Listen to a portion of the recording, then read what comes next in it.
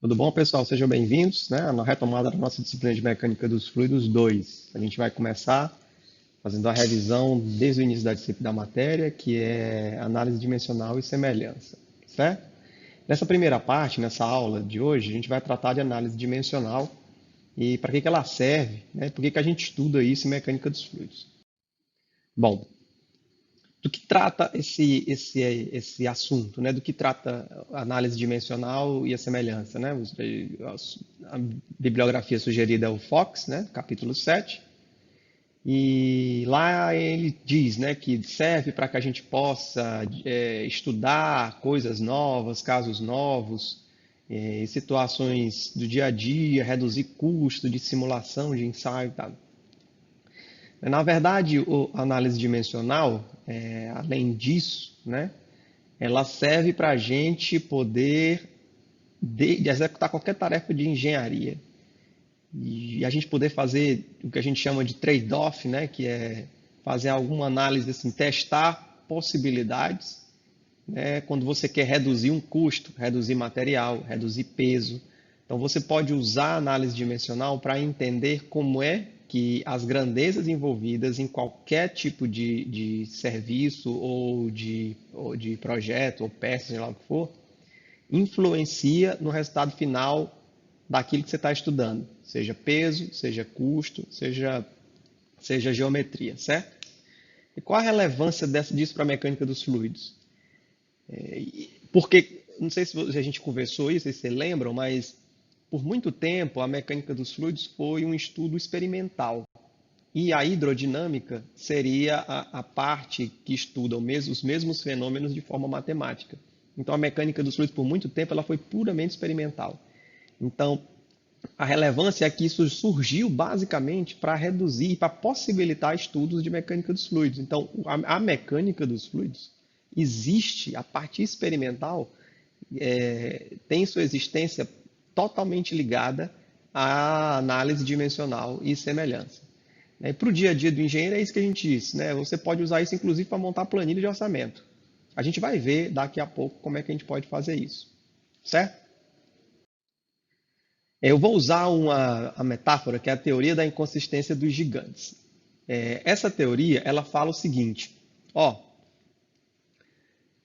nas histórias que se escuta, nos contos de fada, nas lendas de alguns lugares, principalmente do hemisfério norte, fala-se sempre da existência de homens absurdamente grandes e fortes e são aberrações, são homens gigantes, né, por eles terem encontrado ossatura, seja lá o que for, e atribuíram isso a seres humanos absurdamente grandes, né? Mas sempre se falou do gigante como nessa imagem.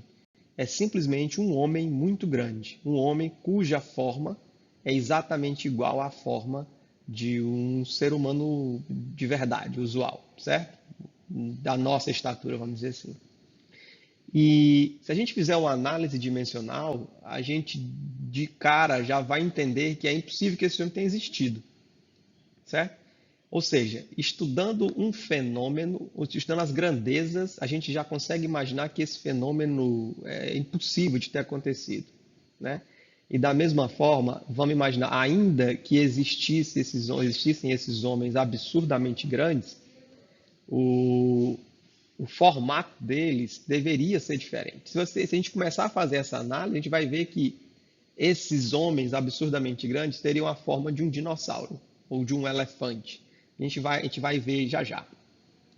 Mas antes da gente entrar nisso, vamos pensar assim: qual é a principal característica do gigante? É a sua absurda altura, não é isso? Uma enorme altura. Então, a primeira coisa que a gente tem que estabelecer é quais são as grandezas envolvidas, as principais grandezas envolvidas no fenômeno do homem gigante. O tempo é uma grandeza relevante? Não, o tempo não influencia no homem ser gigante. Então, o tempo não é uma grandeza envolvida. O gigante, as grandezas envolvidas no homem gigante é basicamente massa e comprimento. As duas grandezas são massa e comprimento, né? Então vamos entender essa relação. A altura do gigante está diretamente ligada ao seu comprimento, certo? Então, quanto maior o gigante, maior o seu comprimento. É idiota? É extremamente sim, parece ser, mas essa é a relação. Para cada metro que o gigante aumenta, o seu comprimento aumenta um metro, né? Porque essa é a grandeza que está sendo avaliada. Então, metro, comprimento. A resistência dos ossos, imagine, né? Vamos imaginar a tíbia, o osso da canela. Ela está sofrendo compressão, certo? E essa compressão do peso do gigante inteiro tá sendo aplicada na área da tíbia, do osso. Então eu tenho o esforço relativo ao peso do gigante em cima da área da tíbia. Então eu tenho uma tensão de compressão, certo? Quanto mais largo for o osso da tíbia, menor a tensão de compressão, mais fácil para o osso, para a estrutura segurar o gigante. Então, o esforço de compressão na estrutura do gigante está ligado à área do osso. Olha só, a altura do gigante é o comprimento, L. O esforço de compressão é a área, L ao quadrado, não é isso? L não é o nome, a variável do comprimento, não. L é a dimensão comprimento, certo? Então, eu tenho a dimensão comprimento relativa à altura e a área, que é comprimento ao quadrado, relativo ao esforço. Então, vamos lá. Quanto maior o gigante, maior o seu comprimento 1 para 1, né? Porém, a sua tensão, a tensão que é relativa à área, que é a massa do gigante dividido pela área, varia com o quadrado do comprimento, certo? Até aí tudo bem. Então significa quanto maior o meu gigante, menor é a minha tensão, porque a minha área está no denominador, então a tensão diminui. Até aí, ó, pode existir gigante. Mas aí entra a terceira grandeza que inviabiliza a existência do gigante. Porque a massa corporal do gigante varia com o volume. Não é isso? Imagine, eu tenho uma esfera. Essa esfera é feita de um material cuja densidade é X. E a densidade é a massa sobre o volume. Beleza? E volume é L ao cubo. Não é isso?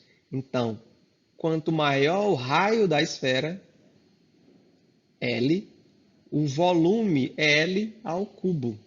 Varia com o cubo da dimensão. Então, agora vamos recapitular um por um. Quanto maior o gigante, maior o seu comprimento, 1 para 1. Quanto maior o gigante, a tensão ao quadrado. Não é isso? Varia com o quadrado. Na verdade, com o inverso do quadrado. A tensão vai diminuindo. Porém, a massa varia diretamente com o cubo. Então, enquanto a tensão está diminuindo, ó, a tensão está diminuindo, mas a massa está aumentando numa proporção maior do que a tensão. Então, o osso vai chegar a um certo ponto em que a altura não vai permitir, a ossatura não vai suportar mais a altura. Ela até consegue crescer mais do que o normal. E vai chegar a um ponto que a ossatura não vai suportar mais, porque o volume vai estar crescendo numa taxa muito maior do que a taxa de redução da tensão, a dimensão dos ossos, certo? Se vocês procurarem na bibliografia, existem pessoas com doenças relativas ao crescimento excessivo, né? O nome vulgar dessa doença é gigantismo. E essa doença inviabiliza a pessoa, às vezes, de se locomover. Elas têm um problema de morbidez porque não conseguem andar, certo? Não conseguem, às vezes, nem ficar em pé. E a razão é basicamente essa. À medida que a pessoa cresce, a sua massa também cresce, porque vamos considerar que a densidade, a composição corporal da gente é muito próxima. Então ele começa a crescer, continua a crescer, e a massa cresce com o volume, enquanto a sua resistência cresce com o quadrado. Isso faz com que, em um certo ponto, ainda que a resistência aumente, a massa cresce numa proporção muito maior. E aí o osso só consegue tolerar que essa pessoa tenha, vamos botar, 1 metro, 90 centímetros, até 1,20 m, eu estou chutando proporções, a mais do que um ser humano usual. não vai ter ninguém de 3 metros, porque não aguenta, mas tem gente de 2,40. Mas 3 metros não vai ter, porque a estrutura não aguentaria mais do que isso. Então, sem fazer qualquer conta e sem fazer qualquer análise experimental, testar, construir um supergigante, sem fazer nada disso, a gente consegue tirar uma conclusão, certo? Então, se alguém chegasse para ti e falasse assim, olha, vamos pegar a ponte metálica que liga Teresina, Timon, e eu quero aumentar essa ponte metálica em 3 vezes. Vamos fazer? Será que dá para fazer? Aí você vai fazer essa análise semelhante a essa e vai dizer assim, olha, o material para aguentar tem que ser outro. As dimensões do material, o material pode até ser o mesmo, mas as dimensões tem que mudar para isso aqui. A gente vai ter que mudar a geometria para poder aguentar, porque essa geometria não aguenta. Então, esse tipo de análise, a inconsistência dos gigantes é só uma forma de você entender, certo? Eu quero crescer, eu quero pegar a mesma obra e quero crescer ela 2, 3 vezes. Não é simplesmente geométrico o problema. É esse tipo de análise que tem que ser feito, certo? Tem um problema dinâmico, tem um problema de resistência e tudo mais. Então, no fim das contas, é um problema de engenharia mesmo. É a análise preliminar de problemas, determinação das grandezas relevantes e como elas influenciam. Por exemplo, qual é a massa? A massa do gigante vai crescer, mas a gente viu que a limitante mesmo é o comprimento, é a relação de comprimento, geométrica e não de massa, né? E a elaboração de uma estratégia, como eu falei, da ponte metálica. Bom, troca o material, porque não vai aguentar. Troca a geometria, porque não vai aguentar. Ou faz uma ponte completamente diferente, nova, né? E sem fazer conta alguma, simplesmente fazendo essa análise, você já consegue saber o que é que vai ter que ser mudado na história toda. É por isso que é bastante relevante isso para a engenharia, né? E aí eu vou pedir para vocês irem no Fox, capítulo 7, e analisarem o exemplo da esfera, do arrasto em uma esfera, certo? Só fazendo uma análise dimensional, dessa vez matemática, é possível eu saber que eu não preciso sair testando a esfera em fluidos diferentes para variar a massa específica, esferas diferentes variando o diâmetro, sabe? Em regimes diferentes, não preciso de nada disso. A única coisa que eu preciso é fazer experimentos cuja relação, essa relaçãozinha que está entre o F, certo? Essa relação que está entre o F, varie ou seja constante dependendo do meu propósito. Essa relaçãozinha, ρ VD sobre μ, é chamada de número de Reynolds. Ela mede exatamente isso que está nessa figura. A figura da esquerda, ela mostra uma esfera em escoamento turbulento, escoamento laminar, e a outra, escoamento turbulento. Isso quer dizer o quê? Que se o meu Reynolds for grande ou pequeno, eu vou estar em regimes de escoamento diferente. Para eu caracterizar duas esferas de tamanhos diferentes e expô-las às mesmas condições, a única coisa que eu tenho que fazer é manter o número de Reynolds igual. Vamos analisar. Eu tenho uma bola de futebol. E aí eu quero fazer um teste nela no túnel de vento, mas eu só vou usar uma bola de ping-pong, que é o que cabe no meu túnel de vento.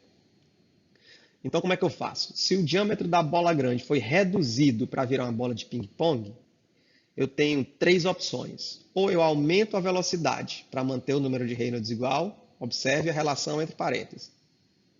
Ou eu diminuo a minha viscosidade do fluido, ou eu aumento a minha densidade do fluido, que aí eu mantenho a minha equação igual. Entendeu? Por exemplo, ao invés de eu fazer a simulação com A, eu posso usar um outro gás cuja massa específica seja maior. Ou eu posso comprimir o gás, ou eu posso testar em água, ou eu posso testar em óleo, já que o meu diâmetro diminuiu. Ao invés de eu testar a esfera no vento, eu vou testar a esfera em água, em óleo, ou em outro gás mais denso. Entenderam? Então, eu consigo fazer experimentos para fazer testes, eu consigo fazer análise de problemas de engenharia para tentar resolver. Certo? Então, eu vou pedir que vocês refaçam os exercícios resolvidos do Fox capítulo 7 referente à esfera, e tem um outro exemplo depois, logo em seguida, eu queria que vocês fizessem, certo? Eu não vou cobrar nada disso, mas eu queria que vocês fizessem essa análise dimensional. Semana que vem eu vou postar para vocês a aula seguinte, que é a aula de de semelhança. A aula de semelhança, ela está ligada tanto à análise dimensional, como a isso que eu acabei de falar da esfera. Eu estou testando, eu não estou mais projetando como foi a ponte metálica. Eu estou testando uma esfera que é grande num túnel de vento pequeno. Então, eu tenho que garantir semelhança, que é isso que o número de Reynolds faz. Certo? Recapitulando o que a gente viu hoje, a análise dimensional serve para você chegar você abordar um problema e previamente, antes de fazer qualquer conta, você já tem diversas informações. Só lembrar da teoria da inconsistência dos gigantes e lembrar de uma pessoa pedindo para você aumentar o tamanho da ponte metálica em 2, 3 vezes. Certo? E essa análise dimensional, junto com a semelhança que nós vamos ver na próxima aula, possibilita eu prestar atenção, eu fazer análises como essa da esfera, que é testar algo grande, por exemplo, um avião enorme dentro de um túnel de vento pequenininho. Eu tenho que fazer uma análise dimensional e depois entender como é que eu faço para garantir as semelhanças. Não é é as semelhanças que a gente vai ver na próxima aula. Tá bom? Obrigado, pessoal. Eu peço que vocês deem um feedback sobre a aula, porque eu estou testando formatos, né? É uma novidade. Eu não costumava ter apresentações de PowerPoint, nem aula gravada para disciplina. Então, peço para vocês um feedback, se está legal, se a gente pode continuar assim, que as aulas não estão gravadas ainda. Então, eu vou gravar à medida que as semanas forem passando e os feedbacks de vocês já seriam implementados à medida que fossem recebidos, tá? Fiquem à vontade para mandar dúvidas por e-mail, nos comentários do vídeo. E fiquem atentos ao SIGA, porque vez por outra ele cisma de não mandar e-mail para vocês quando a gente sobe as tarefas e os materiais, tá? Um abraço e até a próxima aula.